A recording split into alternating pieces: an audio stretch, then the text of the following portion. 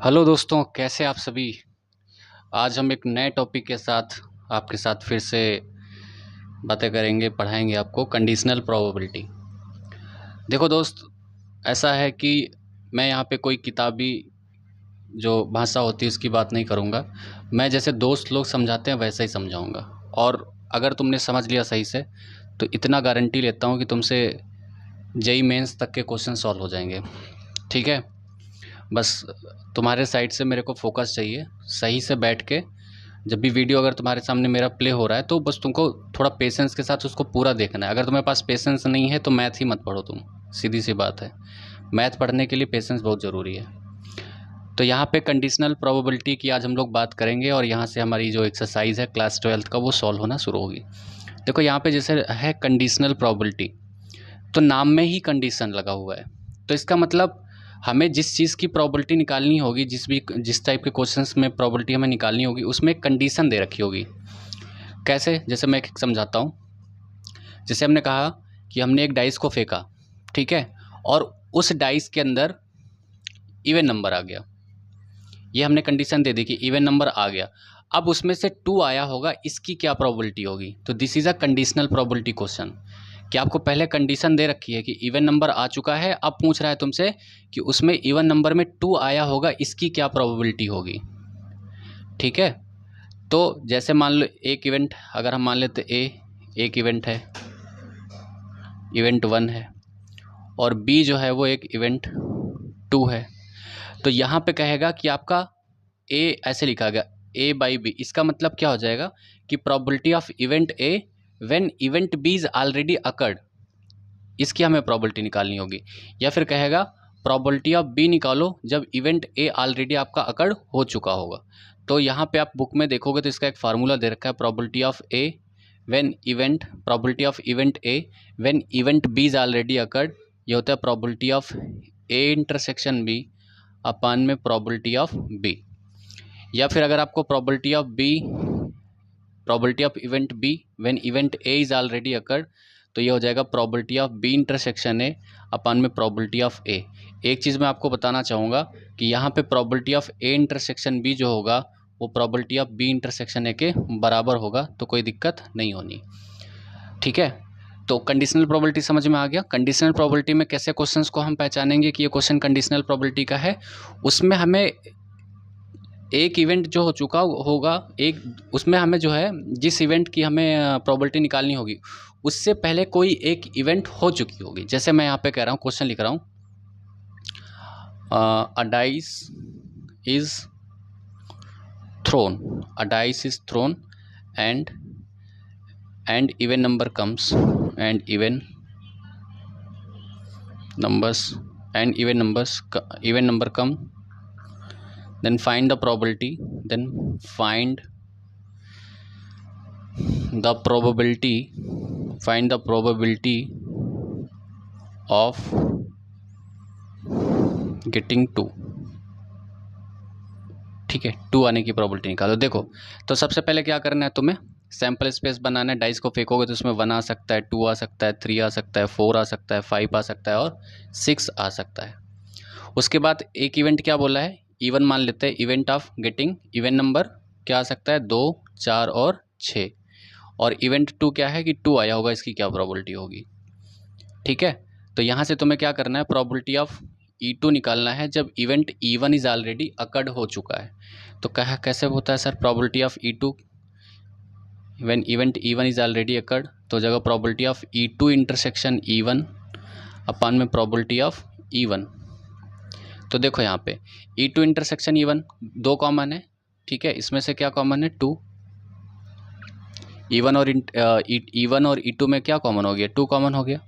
ठीक है, दोनों में 2 कॉमन है और टोटल हमारा नंबर ऑफ पॉसिबल आउटकम्स, ये E1 और E2 में 2 कॉमन है, total number of possible outcome 6 है। और प्रोबेबिलिटी ऑफ यहाँ पे क्या हो जाएगा, E1 की 3/6, 6 कट जाएगा, इसका आंसर 2/3 आ जाएगा। अच्छा सॉरी, यहाँ पे 2 कॉमन, एक ही कॉमन था, 1/6, सॉरी 1/3 आंसर हो जाएगा। फिर से बता देता हूँ, a dice is thrown and even number comes then find the probability of getting 2। ठीक है, एक डाइस को फेंका गया और उसमें इवन नंबर आया, तो बताओ 2 आने की क्या प्रोबेबिलिटी होगी। तो हमने सैम्पल स्पेस बना लिया 1 2 3 4 5 6।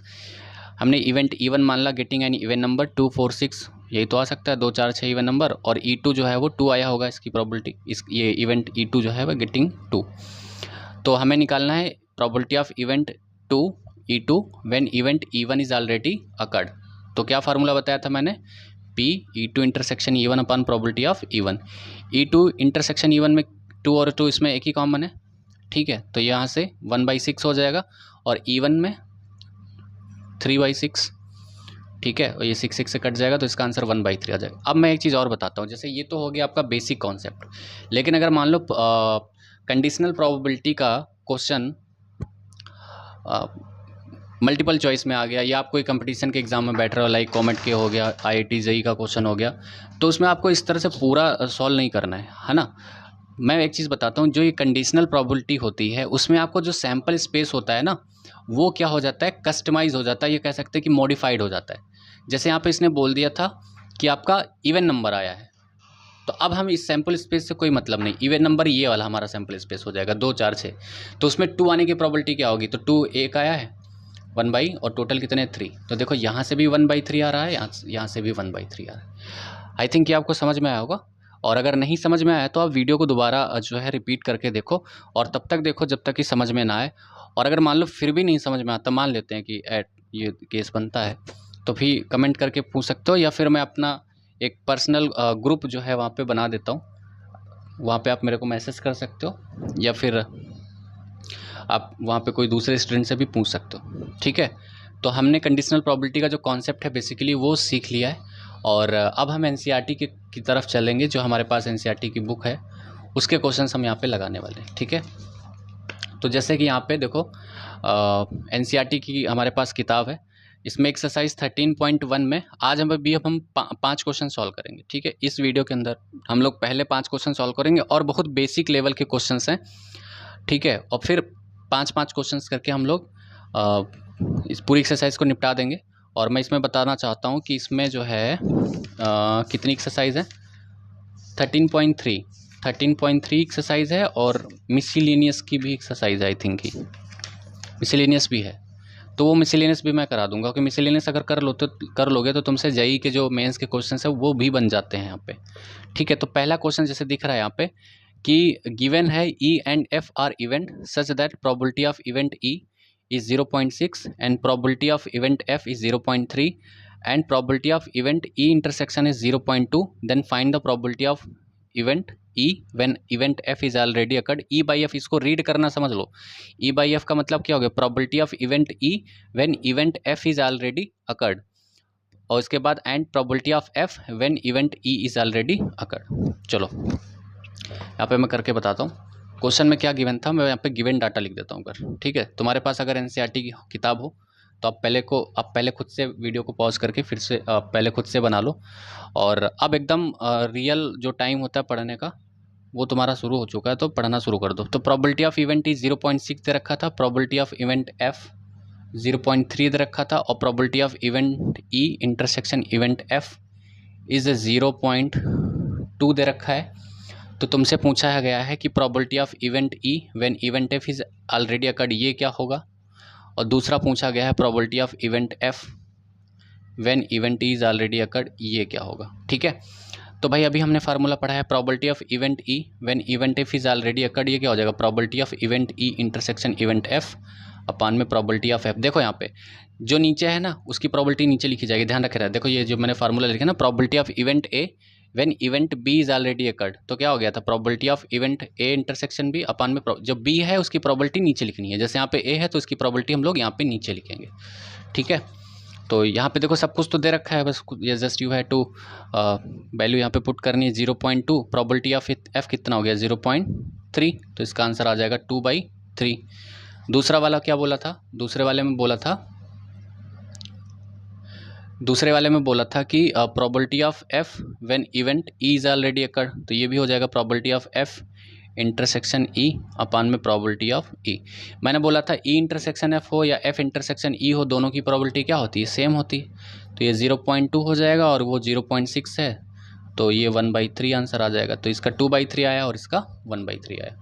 बेसिक से क्वेश्चन एकदम एडवांस तक के सारे क्वेश्चंस करा दूंगा और ये आपका एनसीईआरटी का पहला क्वेश्चन सॉल्व हो गया आपका। ठीक है, देखो यहाँ पे अच्छे से मैंने बता दिया। अब चलते हैं हम दूसरे क्वेश्चन की तरफ। तो एक बार मैं आपको दिखा देता हूँ। तो स्क्रीन पे कह रहा है कि आपको कंप्यूट करना है probability of event A when event B is already occurred.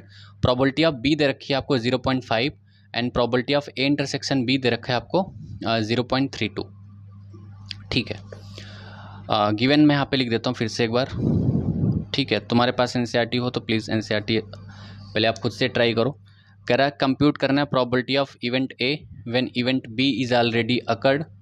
ठीक है, ये हमें पता करना है। तो मैं देख के क्या रखा है, प्रोबेबिलिटी ऑफ बी दे रखा है 0.5 और probability of A intersection B दे रखा है 0.32।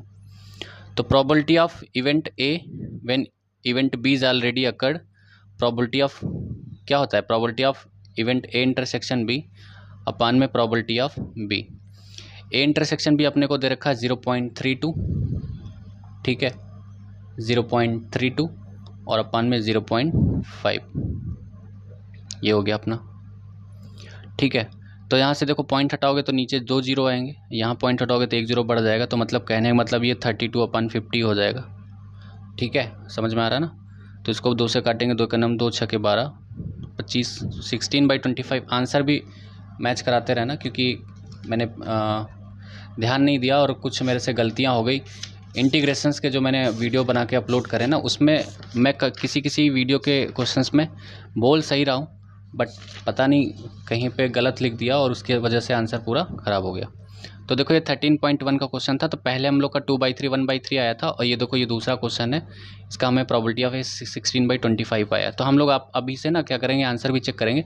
बट मैं तो बोलूँगा क्योंकि आप आंसर पे इतना रिलाई मत करो आप, क्योंकि देखो एग्ज़ाम में क्या होगा कि वहाँ पे तुम्हें पास तुमको आंसर नहीं पता होगा, आप जो करके आओगे आप उसी को सही मानोगे। तो मैं इसलिए ज़्यादा आंसर वगैरह नहीं चेक करता हूँ, मेरे को अपने ऊपर खुद पे बिलीव है, इसलिए मैं पहले स्टार्टिंग में जब प्रैक्टिस करता हूँ तो बहुत ही स्लो सॉल्व करता हूँ, क्योंकि एक्यूरेसी इज़ इंपॉर्टेंट। स्पीड आपकी धीरे धीरे करके आ जाती है। ठीक है, तो 2 क्वेश्चन हमने बना लिए। अब हम चलते हैं नेक्स्ट क्वेश्चन नंबर 3 की तरफ। देखो दोस्त, यहाँ पे तुम्हें दे रखा है प्रोबेबिलिटी ऑफ ए दे रखा है 0.8, प्रोबेबिलिटी ऑफ बी दे रखा है 0.5, probability of event B when event A is already occurred 0.4। तुम्हें निकालना है probability of A intersection B, probability of event A when event B is already occurred, probability of A union B. बढ़िया question है, मैं बोल रहा हूँ ऐसे क्वेश्चन बोर्ड के अंदर काफ़ी बार पूछे भी गए हैं। तो सबसे पहले हम वही करेंगे, पहले हम गिवन डाटा यहाँ पर लिखने वाले हैं। ठीक है, और जो भी बच्चे मैं बोल रहा हूँ जिनको महारत हासिल करनी है प्रोबेबिलिटी के अंदर, मेंस तक के क्वेश्चन सॉल्व करने, तो प्लीज़ इस वीडियो को पूरा देखिए। बड़ा बेसिक, अभी आज की जो लेक्चर है ना, उसमें आपको मैं पूरा बेसिक ही पढ़ा रहा हूँ। ठीक है, और रिक्वेस्ट है कि चैनल को सब्सक्राइब ज़रूर करें और अगर वीडियो पसंद आए तो लाइक भी कर देना और अपने दोस्तों को भी बता देना, उनको भी शेयर कर देना कि उनका भी भला हो जाए। ठीक है, 0.4 दे रखा है, हमसे बोला है फाइंड करना है पहले probability of A intersection B, दूसरा बोला है probability of A when event B is already occurred, और तीसरा बोला है आपका probability of A union B. चलो भाई देखो, सबसे पहले हम अगर probability of A intersection B की बात करते हैं।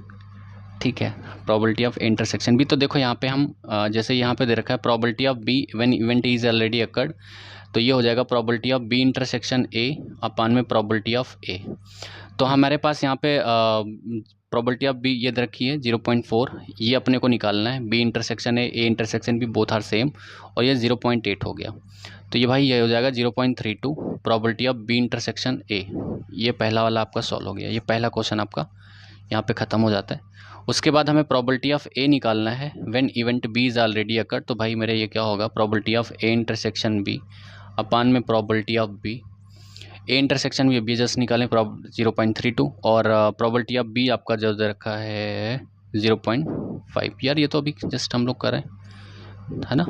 यहाँ से देखो पॉइंट हटाओगे नीचे 2 0 बढ़ेंगे, ये पॉइंट हटाओगे ऊपर 2 0, 1 0 0 कट गया। 16 2 1 9 2 6 के 12 25, ये भी सॉल्व हो गया आपका। तीसरा क्वेश्चन बोला था कि भैया एक काम करो, probability of A union B निकालो। एडिशन थ्योरम किसको याद है? Probability of A plus probability of B minus probability of A intersection. अब उसी को याद होगा जिसने कल वाली लेक्चर देखी होगी। जिसने कल का लेक्चर नहीं देखा प्लीज़ आप पहले जाके वो देखो, नहीं समझ नहीं आएगा फिर। आप स्टार्टिंग से देख रहे हो तो पूरा स्टार्टिंग से देखो। प्रोबेबिलिटी ऑफ ए दे रखा है 0.8, प्रोबेबिलिटी ऑफ बी दे रखा है 0.5, प्रोबेबिलिटी ऑफ ए इंटरसेक्शन भी हम लोगों ने निकाला 0.32। तो भाई ये हो जाएगा 0.513, कुछ गड़बड़ हो रहा है क्या? 0.5 8 चौके 32 बस 13। Probability of A union B निकालना था। एक बार मैं पहले दोनों आंसर को मैच कर लेता हूँ कि कहीं पे कोई गलती तो नहीं हुई है। 13.1 का क्वेश्चन नंबर 3 था, क्योंकि कहीं पे फिर मिस्टेक हो जाता है ना तो फिर वो पता नहीं चलता बाद में। 13.1 का देखो पहले तो आ रहा है 0.32, ये यहाँ पे गलत हो गया। ये 16/25 0.64 आएगा क्या? करके देख लेता हूँ। हाँ 100/4 लिखा, हाँ ठीक है, सही है भैया, ये भी सही है। तो ये कहाँ पे गलत हो रहा है? हाँ ठीक है, सही तो है, 5 सही तो कर रहा हूँ, ये भी सही है, ये भी सही है। अब यहाँ पे काम करो, 0.8 है यहाँ पे। आप एक काम कर सकते हो, 8 5 13, ये 1.3 हो जाएगा। सही था, कोई दिक्कत नहीं। 3.2 तो 1.3 में से ये 0.32 घटाना है, 0.32।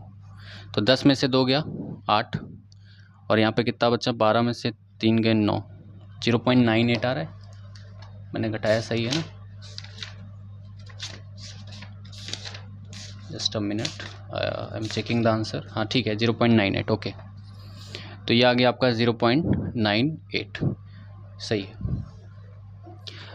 अभी हमको 2 क्वेश्चंस और सॉल्व करने हैं, ठीक है। तो क्वेश्चन नंबर 4 देखो, क्वेश्चन नंबर 4 में आपको एक बार दिखा देता हूँ। यहाँ पे देखो, ये देखो कि probability of event A union B हमें बताना है।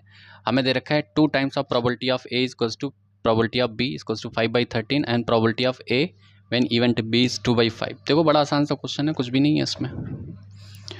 यहाँ पे दे रखा है हमें क्या निकालना है? Probability of A union B निकालना है।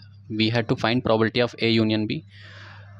2 times of probability of A is equals to probability of B is equals to 5/13। ये गिवन है आपको, ये गिवन डाटा मैं लिख रहा हूँ। और प्रोबेबिलिटी ऑफ बी भी दे रखा है आपको probability of A when B is already occurred is given 2/5, ठीक है। देखो यहाँ पे 2 probability of A equals to 5/13 लिखेंगे, ठीक है। तो यहाँ से प्रोबेबिलिटी ऑफ ए कितना आ जाएगा? 5/26। और प्रोबेबिलिटी ऑफ बी तो आपको दे ही रखा है, कितना दे रखा है? प्रोबेबिलिटी ऑफ बी दे रखा 5/13, ठीक है। तो अब यहाँ पे जैसे कि probability of A when event B is already equal, तो ये हो जाएगा probability of A intersection B upon में probability of B. A intersection B हमें निकल जाएगा यहाँ से, probability of event A when event B is already occurred is given 2/5 and we have to find probability of A intersection B and probability of event B 5/13, ठीक है। यहाँ पे रख लूँगा, चलो इस पर रख लेता हूँ 2/5। ए इंटरसेक्शन भी अपने को फाइंड करना है, ए इंटरसेक्शन भी फाइंड करना है। प्रोबेबिलिटी ऑफ बी 5/13, ठीक है। तो भाई ये इधर जाके मल्टीप्लाई हो जाएगा, 2/5 इंटू 5/13 पूरा मल्टीप्लाई हो जाएगा। और probability of A intersection B आ जाएगा। देखो यहाँ से 5 से 5 उड़ जाएगा, 2/13 equals to probability of A intersection B आ गया। We have to find probability of A union B. यहाँ पे दिख ले रहा हूँ, सही से दिख रहा होगा ना? राइटिंग यार भाई थोड़ा सा मेरी ऐसा ही है, ठीक है, थोड़ा सा मैनेज कर लेना। तो probability of A plus probability of B minus probability of A intersection B. A की प्रोबेबिलिटी कितनी दे रखी है? निकाल लिया, 5/26। बी की probability 5/13 minus probability of A intersection B, ये देखो यहाँ पे निकाले 2/13। पूरा एलसीएम 26, 5 प्लस 10 माइनस 4 15, 10 में से 4 गए 6, 11/26। Let's see the answer 13.1। एक तो ये जो मेरी किताब है थोड़ा सा इसको कल चिपकाना पड़ेगा। ठीक है, 11/26, यस इट इज़। ये दिखा देता हूँ आपको, 4th number question. Now today's last question number 5। और धीरे धीरे स्पीड बढ़ाएंगे हम लोग। अभी 5 क्वेश्चन कर रहे हैं, फिर हम लोग 10 का टारगेट बनाएंगे। आराम से पढ़ेंगे और आप बिल्कुल पढ़ना शुरू कर दो, क्योंकि अब बिल्कुल समय आपको नहीं मिलेगा, ध्यान रखे रहना। देखो जो लोग नहीं जागे हैं अब जाग जाओ भाई, ठीक है। ये वाला देखो क्वेश्चन नंबर 5, इसके अंदर 3 क्वेश्चन है। ए की प्रोबेबिलिटी दे रखी है, बी की प्रोबेबिलिटी दे रखी है, ए यूनियन बी दे रखा है। तुमसे ए इंटरसेक्शन बी पूछा है। Probability of event A when event B is already occurred, probability of event B when event A is already occurred. Probability of event A is equals to 6/11, ठीक है। मैं given data लिख रहा हूँ यहाँ पे।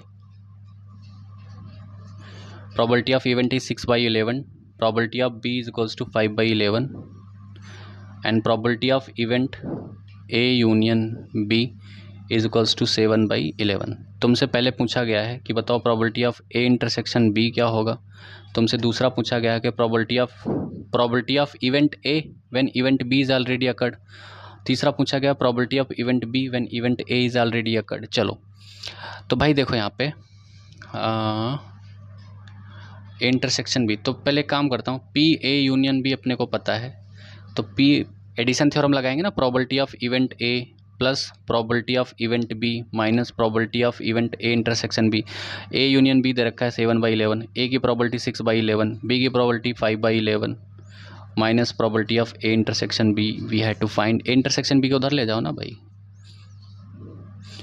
अब यहाँ पे पूरा एलसीएम 11 हो जाएगा, 6 और 5 11 हो गया, और ये प्लस माइनस का इधर आ जाएगा 7/11 हो गया, है ना। तो ये 1 बच गया माइनस 7/11 हो गया, तो 11 में से 7 जाएगा, 4 बचेगा, 4/11 आ जाएगा आपका probability of A intersection B, ठीक है। ये आ गया आपका। दूसरा फाइंड करना था probability of event A when event B is already occurred. ये आपका आ जाएगा probability of event A intersection B upon में probability of B. Probability of event A intersection B we have find here 4/11 and probability of B दे रखा 5/11, ठीक है। तो इसका आंसर आ जाएगा 4/5। अब मैं तुमको होमवर्क दे रहा हूँ। Probability of event B when event A is already occurred.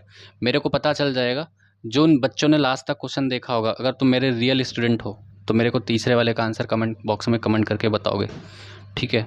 जितने भी बच्चे देख रहे हैं, जिनको मैं पढ़ा रहा हूँ ऑफलाइन में या कहीं पे भी पढ़ा रहा हूँ, अगर वो देख रहे हैं तो वो ज़रूर कमेंट करके इस क्वेश्चन का आंसर बताएंगे। बहुत ही इजी क्वेश्चन है। तो आज हमने 5 क्वेश्चन की जो सीरीज़ थी वो हमने कंप्लीट कर ली है, और मैं आपको इसमें दिखा दूँ एनसीईआरटी के अंदर आपको टोटल 17 क्वेश्चन है यहाँ पे। ये देखो ये 17 क्वेश्चन है, तो 5, तो आई थिंक कि कल मैं 5 क्वेश्चन हम लोग और करेंगे, क्योंकि थोड़ा सा लेंदी क्वेश्चन इसके बाद आ जाएंगे, ठीक है। तो कह सकते हैं कि हम इसको 3 दिन के अंदर पूरा निपटा देंगे। तो अगर आप एक वीक के अंदर 2 एक्सरसाइज आप बहुत इजीली अच्छे तरीके से कर लेते हो ना, बहुत अच्छी बात है। देखो आज मंडे है, मंडे ट्यूसडे और वेडनेसडे को मैं ये कंडीशनल प्रोबेबिलिटी कंप्लीट कर दूंगा। उसके बाद वेडनेसडे, थर्सडे और फ्राइडे को मैं आपको पूरा मल्टीप्लिकेशन थ्योरम और इंडिपेंडेंट इवेंट्स कंप्लीट करा दूंगा। उसके बाद सैटरडे संडे आपकी क्लास नहीं रहेगी, तो आप उसको चाहो तो आप रिवाइज़ कर सकते हो, और फिर मंडे से मतलब आपको क्लासेस मिल जाएंगी, ठीक है। तो तब तक के लिए हम लोग अब इसको आप रिवाइज कर लेना, और तब तक के लिए आपसे विदा लेता हूँ, और मिलेंगे नेक्स्ट 5 क्वेश्चंस के साथ। और हाँ, इसका आंसर मुझे कमेंट में बताना, ओके, ठीक है।